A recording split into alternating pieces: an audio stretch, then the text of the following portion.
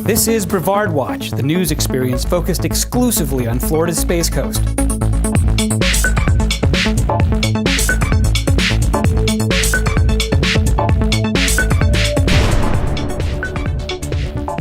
Keith, thanks for making time for us at the zoo here today. I was struck by how many cars and school buses were in the parking lot in the middle of a weekday afternoon here.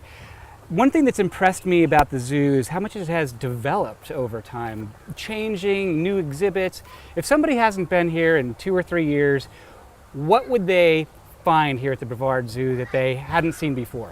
Well, they're going to find 2 or 3 new things at a minimum. Just to give you a little background, I mean, what's really unique about Brevard Zoo, it was started by the community almost 24 years ago.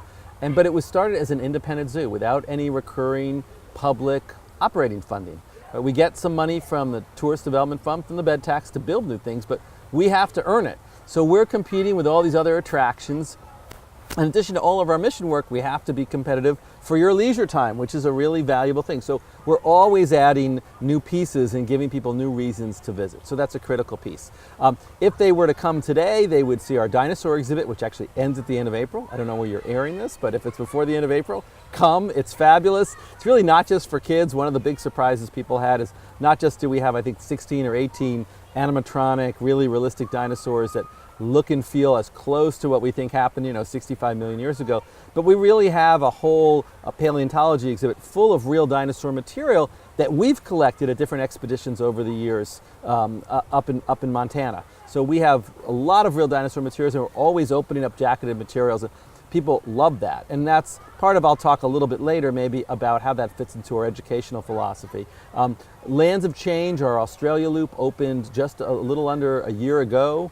That's new and wonderful. And we're always making small changes around the zoo. Like this is our new celebration garden where we recognize donors and you could feed koi off the deck. And this just opened in February. So if we don't open something new, we don't give you another reason to visit. And our model is depending on that. So the question is what's changing? And the answer is something every year or 2 or 3 times a year. You have flamingos back here. And by the way, these are some of the biggest koi. Yes. I'm afraid one of them is going to jump up here and swallow my arm. Well, koi at any point. Koi are amazing. I will tell you, I'll reveal our dirty laundry a little bit. After Irma, we were really, really proud because we had not lost a single animal under our care. And then the next day we found that one of our cockatiels, our small birds in the aviary, died probably from the stress of the incident. But much worse, 2 or 3 days later, we had a fish kill in this pond. And we think the fish kill, we've now talked to other people, was sort of an unknown circumstance. So much natural material, leaves and stuff had fallen in, it became, aerobic, and there was not enough air, oxygen. So we're ready in the future to put oxygen into the ponds, and we lost our koi. And we were quite upset about that. So the amazing thing is these are relatively new koi that were donated to us, and they came in large, but we forget how smart animals are. It took them like 2 days to learn this is food and to come over for people to feed them, and now they look right at home, and you're right. People are feeding them so much food, they're like growing leaps and bounds. They're massive. They're massive, yeah. They're a big koi. These are great. I was going through the news feed about the Brevard Zoo, prepping for the show, of course, and the one thing that I noticed is how many animals are born here. Recently there's been a giraffe, 2 emu chicks, 3 meerkats. Yeah. But there's also animals that die here. There was an ostrich that passed away. I think there was a jaguar a couple of years ago. Give me a sense of how many animals at the zoo are born, live their life. I mean, does the zoo raise and trade animals? How does that work? Well, let me start by saying this, that mortality in zoos is 100%. Everything will eventually die. Right. And that's part of what happens in the natural world and in the human world as well. We are committed to lifetime care for our animals. So as animals get older, we make accommodations for them, find them the best possible piece. I mentioned earlier we are part of this, I didn't actually mention it earlier, but I talked we're rare among these models of independent zoos, and that's when I look at our zoo association, which is the Association of Zoos and Aquariums. It's about 10% of all the institutions that have license to display animals in the U.S. belong to this group. It's the best and the brightest. We go through a very rigorous accreditation process.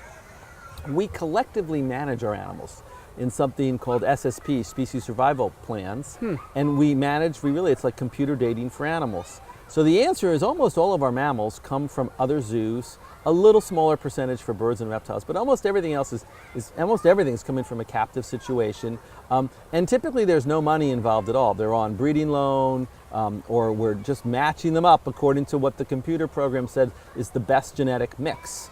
So we're always taking care of each other, and it's an interesting question. It's an interesting supply chain question. How do we keep a healthy captive population of animals and have the right number of animals, not to have males that are unwanted? So we really manage this all collectively. Sort of like an online dating service for animals. Swipe right if you need a cheetah, swipe left if well, you need it's not that part as much as the management. Every year there are groups of volunteers who's looking at the entire cheetah population saying who should breed with who this year, based on the genetics of the cheetah. So we keep a diverse cheetah piece. Now, cheetah is a bad example. They're not great breeders, but a lot of other species are. Literally, some animals are in birth control, some animals are moved around to new pairings, and some animals are just given the green light to breed. So really a lot of that, there are a few exceptions, but most of the mammals work that way. One of the things you mentioned about is obviously we always love to announce births, but we're also very committed to announcing deaths. If there's an animal that people in the zoo might have a relationship with, like Blue the ostrich, we want them to know what's going on, because if you don't trust us to take the best possible care of our animals, why should you trust us about issues related to the lagoon or your kids or anything else? So we do announce those things, and we let people know exactly what's happened. And why they died. And why they died. So Blue the ostrich had some sort of intestinal disease. When we opened her up, her digestive system was in terrible shape. Unfortunately, she had had a run-in with one of the enclosure wires the day before. That stress probably put her over the edge, but this was a disease that's there for a long time. And the hardest thing people know their dog doesn't like if they show illness, but a wild animal does everything in its power not to show weakness, because it makes it really vulnerable to predators. So you'll see in the animals, you'll have animals that look perfectly healthy one day, off food for one day, and then they're gone, because their whole life depends on hiding that weakness. So being a zoo vet's not easy. You got to the keepers need to read the tea leaves, and the zoo vets have to move quickly often. At Community Credit Union, we are always looking for ways, big and small, to make your life better. Manage your accounts online, anytime, anywhere, with eBranch Online and mobile services. Use your mobile device to check your balance, make a deposit, pay bills, apply for a loan, and more. It doesn't get any more convenient than this. Search for the CCU mobile app on your device and download it for free. At CCU, bringing you better options matters. Find out more by visiting ccuflorida.org. So Matt, we're about to enter Lands of Change, which is one of our major exhibits that we reopened last summer. There are 5 major loops at the zoo, and our commitment is actually to getting better, not bigger. So we've been going through and strategically redoing them, redoing our children's zoo, adding to our African loop, and we completely shut down and redid this loop. And it's our Australian and Asian part of the world. And really the theme is what's going on in terms of climate change and how do animals in that part of the world deal with it. But the really fun things you'll see inside, we have a wonderful walkthrough kangaroo exhibit, and our kangaroos have just behaved beautifully. They're out all the time with people. People love them.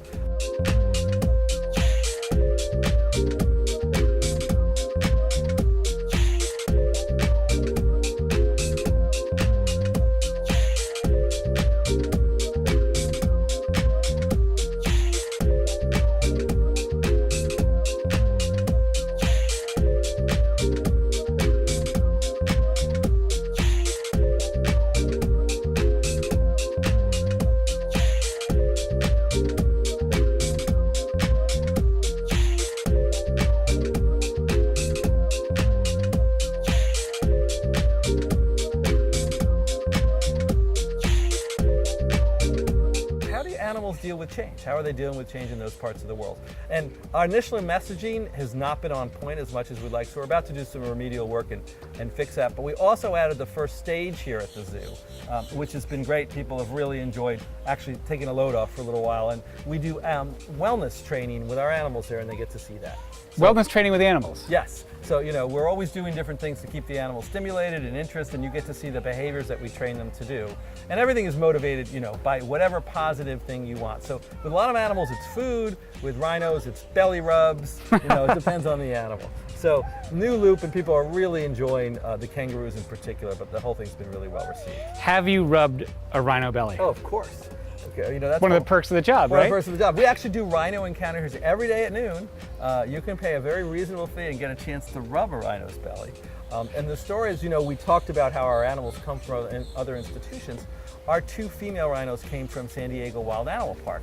And they were managed what we call a herd situation, where you have, in their case, dozens of female white rhinos out on the savannah. You'd really only work with them individually if there was a health issue. So when they came here, they were not used to sort of the hands-on attention that we give our animals. They were not happy to have that much attention. And I have some broken metal pieces from my office to show it. That went on until one day, one of the keepers built enough trust to actually give one a belly rub with a brush. And at that moment, we owned them. Because I think if you're a rhino, you live perpetually itchy. And they learned these 2-legged things are the best scratching animals in the world. So now they will do anything for a belly rub. They've calmed down. They do very well in our system, but we do much more sort of individualized care. We build those, relationships with the animals. So another project we're actually really proud of was a smaller project. Last year we redid our American alligator exhibit and parts of our crocodile exhibits because over the years the alligator pond had silted in and the banks had worn away. And the nature of our alligator group had changed. So when we started, before my time, originally there were like 20 alligators here. When I got here, there was about 15. And when you have that many alligators in a small space, they don't set up territories. But starting last year, we were down to like 6 or 8 of them.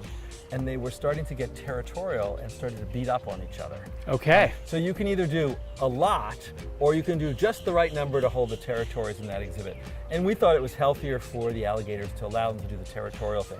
So we redid the exhibit, we dredged it out, we rebuilt the banks, we made it look sort of like a golf course because it's an alligator thing in Florida. And we went down to 3 alligators, 1 big male and 2 females, so they all can set up territories and do what they do in the wild. And mostly the alligators have really rewarded us by spending the time out in the open where people can see them. So we've been really happy about the better quality of life for them and the guest experience. Well, Matt, this is actually a project we're really excited about that's going to be happening by the end of the year. And that is, as you might know, black bears in Florida is a real success story. Their population has come back from like 400 to a couple thousand, and they're doing well. But we have a lot of human-bear conflict. Right. And the way to mitigate that is actually to train the humans. And so black bears are coming. They're going to make their way to Brevard County. And in the meantime, you do have some conflict, and we get orphan bear cubs that have no place to go. So we're actually going to take this exhibit, which apparently has 2 wolves, one of which is quite geriatric. And red wolves are not particularly happy to be near people.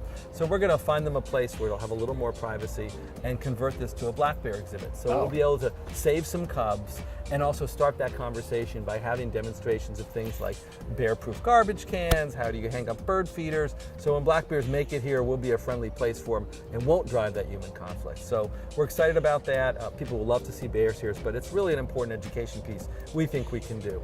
And so far, Floridians have done great. Whenever there's bear-human conflict, they usually find it with someone feeding the bears.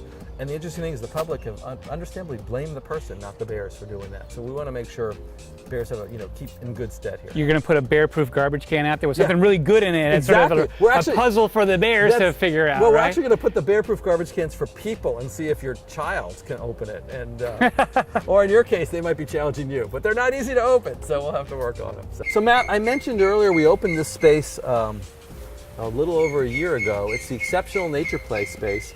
And it's really just a natural place we've developed for families of kids with different challenges. And what's really beautiful about it is it's isolated. So if your kid doesn't do well in a crowd, they're going to be by themselves. We monitor the number of families that come in here. It's got a fence around it, so you don't need to worry about your kid wandering off. We've removed the poison ivy and the fire ants. We've augmented it so a child in a wheelchair can make here.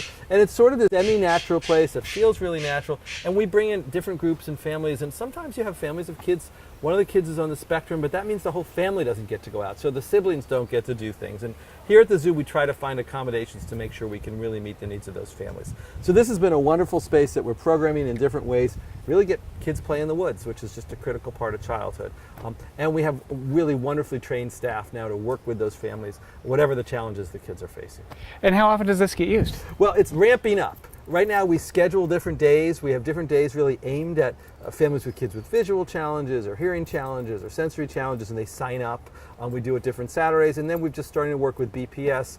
We've had all of your special needs teachers in, and special needs classes are starting to come out and use it. So we're still in the ramping up process. I hope to say next year it's used too much and we have to open another space like it, but we're not quite there. It's a good idea. Matt, I mentioned earlier that our dinosaur exhibit is going extinct at the end of April. But one of the things we really were excited this year is this Dino Discovery area, where we brought in a lot of real dinosaur material that the guests actually get to work on. We have kids who come back every week to see our progress. So we have one of our dino keepers here, Branch. And Hi. Hey, Branch. What are we working on today? We are working on some sauropod toe bones. These are actually from a Camarasaur, which is one of these guys right here. It's from the Jurassic period, which is 150 million years ago. It came from a place called Dana Quarry. These animals were really cool. They weren't considered to be the biggest like the Brachiosaurus, just because their necks weren't as long and their teeth were a little bit different. But right behind you we have a model of the actual leg, and the toe bones you see at the bottom there are actually the same as the 4 toe bones we're working on here in this jacket. We have 4 of those and a bunch of intermediary bones we're trying to get out. If we're lucky, we might get an allosaur tooth out of here. That would be a really nice find for something from that time period. And an allosaur is something that would be eating this dinosaur, That's right? right. That's a theropod, a predatory dinosaur. Right. One of the ancestors of T-Rex. But this is a long time before T-Rex. How did we get this jacketed bone, and can you explain what a jacketed bone is? So, working on the material in the field is difficult because of the conditions. It's very cold, a lot of snow.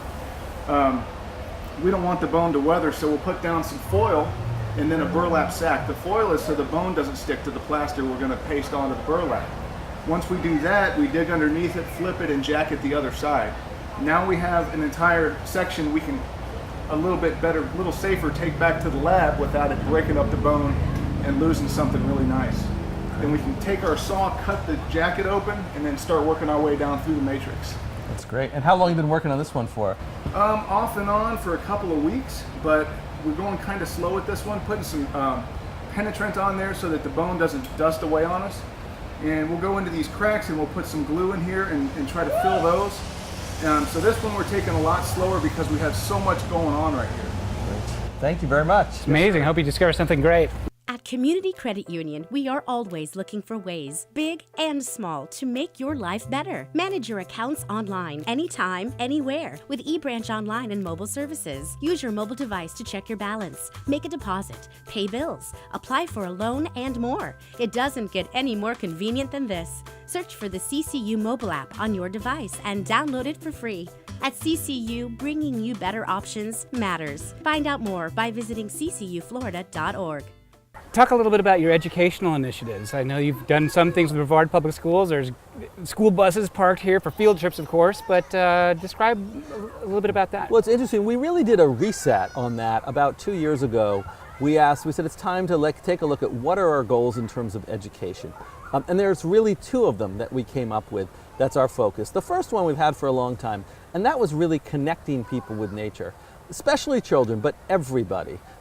There are incredible benefits for spending time in nature. Physical health benefits. Kids who play in the dirt when they're young are much less likely to get asthma when they get older. Psychological benefits, spiritual benefits. Right. Children on the autism spectrum do much better in spaces outside.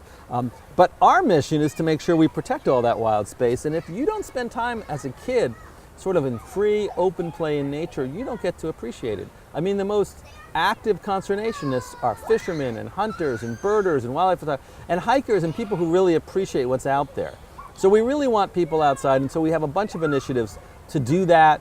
We have an initiative that we've opened up, something called Exceptional Nature Play, which is really a nature playground for kids with a variety of challenges, including sensory disorders, so they can find a peaceful place that we can introduce them and their whole families to nature. That's one of our initiatives. We've been doing lagoon quests, with 4th grade students forever, trying to get every 4th grade student in Brevard Public Schools into the lagoon to see what diversity is in there, what diversity is at risk. And then we've had a program the last couple of years with Head Start. A lot of families that are economically challenged that might not have the tradition of visiting a place like a zoo. And so it's not just the issue of dollars to pay the admission fee, which we can deal with, but there's other factors like familiarity. If you never grew up going there, so for example, if you never grew up going to a NASCAR race, you might never go. And then when you go, oh my God, this is sort of exciting stuff. So we've got to get people familiar, and then there's transportation issues. So that program keeps evolving to find more and more reasons to get these families comfortable here, making sure that we charge them a price they can afford, and dealing with these issues to get them out here. So we're always looking at how we connect people with nature. That's something that's been a core part of us for a long time, but has evolved. The piece that we're really excited about, and not at the same time, is we've seen this real decline in American belief in science. And I love this famous quote, science is real whether you believe in it or not. But we have a whole bunch of Americans now who pick and choose what science they believe in. They might believe in medicine, but not in climate science. They might believe in the engineering of a bridge, but not other pieces. And so we really feel like it's important for us to educate people, and especially kids, about the scientific process. So the other big pillar is exposing people of all ages, but especially students, to the process of science. So they are good consumers of science, and they understand science is messy. Science has different researchers who come up with different theories, and then they fight it out in the literature until really everyone says this is the right theory, this has been tested thoroughly, this explains things the best, this is what's actually going out there. And so we like to show that. Our dinosaur exhibit's a perfect example about it. It all talks about the evidence. How do you know what an animal looks like that went extinct 65 million years ago? And so as you go through our exhibit, you find the fossils that let us know. How do we know what this animal eats? Well, we found a dinosaur skeleton of that species, and we found little tiny skeletons of what it ate in its stomach, so we know. How do we know it had feathers? Because we found fossilized feathers. How do we know what color the dinosaur is? And that's tricky. The only time we know the color is if it's a feathered dinosaur. We could look at the crystal. The structure of the feather will tell us what color it is. So there's some things we'll never know about the dinosaur. So dinosaurs is a great chance for us to have that conversation. How does science work? There's a creative aspect of science. How do you test hypotheses? How do you gather data? And how do you come to conclusions? So that's the other part of our pillar. My daughter, who's 14, carries a cell phone. She's got all the knowledge on earth in her pocketbook, right? But what she might not have if we don't work with her is an understanding of how that knowledge was really developed. So that's the other part of our sort of education focus. The third thing we're just ramping up on is to really put the structure in place here in the zoo to make sure that what we're doing is effective, and to constantly evaluate the outcomes of the programs we offer. So that's coming up next. We need to develop more capabilities in those areas. The zoo, a couple of years ago, made headlines for proposing an aquarium. There's been some slowing down of development while the Port Canaveral did a study. That was one of the locations I think that was talked about. What's the latest on that? Well, we're actually I'm quite optimistic about the aquarium coming. The port finished their master plan, and they found a site that's sort of outside the core, that's perched on the Banana River. It's 26 acres. It is a perfect introduction of what we want to tell people about our marine and freshwater systems here in Brevard County. It's right off 528. It's great for tourism, and we see this really as the town square, the commons for Brevard County we'd like to create, like the zoo is. The zoo's a gathering place. I mean, people come here for their Halloween traditions for 20 years. People come here for their Christmas traditions for 20 years. They gather here because Brevard is so long and thin, it's hard to have that central space. If you go into downtown Orlando now, they built the Dr. Phillips Center, and there's these lawns around it. Now those lawns originally were going to be developed as more buildings, and they said, no, we finally have a commons here. So we see this aquarium in the port as being that commons perched on the lagoon, an introduction to tourists about who we are and how to spend your time here and to value those incredible natural assets we have, and a space where locals come to get their questions and concerns answered about the lagoon, and we really see different research groups moving in. And then this incredible aquarium, which will be loved by locals and tourists alone, both. And that will look like no other aquarium because it's going to tell our story from space in the seas to the shrimp industry to all those things. So we're actually optimistic that will get done. We're moving forward, hopefully, with the port now that they have finished their master planning process and sort of selected that site, and I'm optimistic you'll see great movement in the next couple of years to get that finished. Fantastic. Thank you so much for having us at the zoo today. My pleasure. Thanks for coming out. At Community Credit Union, we are always looking for ways, big and small, to make your life better. Manage your accounts online, anytime, anywhere, with eBranch Online and mobile services. Use your mobile device to check your balance, make a deposit, pay bills, apply for a loan, and more. It doesn't get any more convenient than this. Search for the CCU mobile app on your device and download it for free. At CCU, bringing you better options matters. Find out more by visiting ccuflorida.org.